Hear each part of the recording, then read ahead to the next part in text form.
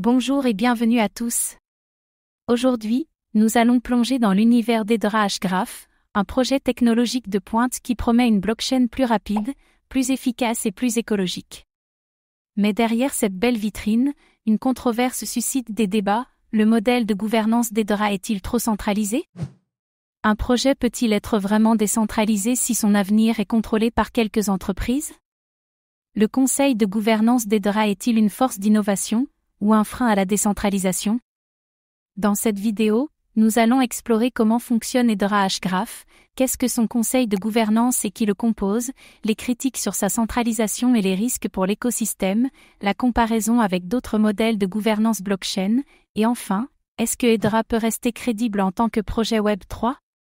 Restez bien jusqu'à la fin pour découvrir les enjeux cachés derrière le modèle d'Hedra. Hedra n'utilise pas une blockchain classique, mais un algorithme appelé Hgraph, qui offre des performances impressionnantes, finalité rapide des transactions, très faible consommation énergétique, capacité de traitement élevée. Hedra se positionne comme une alternative entreprise-friendly à Ethereum et Bitcoin. L'ambition d'Hedra est de créer un réseau public sécurisé, performant et durable, et d'offrir une plateforme idéale pour les entreprises, les institutions et les développeurs Web3. Mais ce positionnement, pro-institutionnel, soulève aussi des critiques. Hedra est géré par un conseil de gouvernance composé de 39 entreprises et institutions.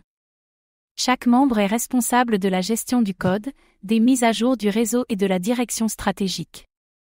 Parmi eux, Google, IBM, LG, Boeing, Deutsche Telekom et d'autres multinationales. Ce modèle de gouvernance est unique dans l'écosystème crypto. L'objectif du conseil est de garantir la stabilité et la transparence, d'éviter la concentration du pouvoir entre quelques validateurs anonymes, et de protéger l'évolution du réseau contre les attaques de gouvernance. Mais ce modèle est-il vraiment plus démocratique? Le conseil est dominé par des géants économiques, et il n'y a aucune place directe pour la communauté, les développeurs indépendants ou les petits utilisateurs. Cela soulève des inquiétudes sur l'équité du modèle. Si les membres du conseil ont des intérêts commerciaux, peuvent-ils vraiment agir pour le bien commun? Le contrôle du réseau peut basculer en faveur des grandes entreprises. Le consensus repose actuellement sur les nœuds exploités par les membres du conseil.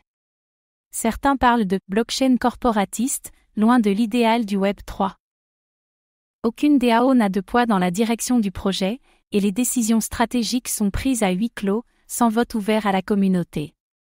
Hedra se distingue ici nettement de projets comme Ethereum ou Polkadot.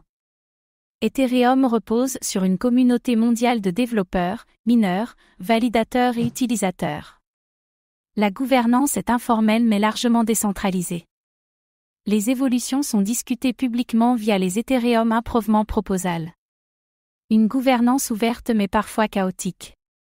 Cardano et Polkadot intègrent la gouvernance directement dans le protocole via des mécanismes de vote. Les détenteurs de tokens ont un pouvoir réel de décision. Ce modèle permet un équilibre entre communauté et structure. Hedra, de son côté, mise sur un modèle centralisé mais stable. Des évolutions sont possibles. Hedra prévoit d'ouvrir son réseau à d'autres nœuds au-delà du conseil. Des propositions de DAO communautaires sont en discussion. Une diversification progressive pourrait améliorer la gouvernance. La centralisation actuelle n'est peut-être qu'une étape de transition.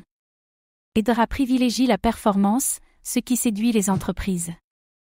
Mais cela pourrait freiner l'adoption par la communauté crypto, plus attachée à la décentralisation.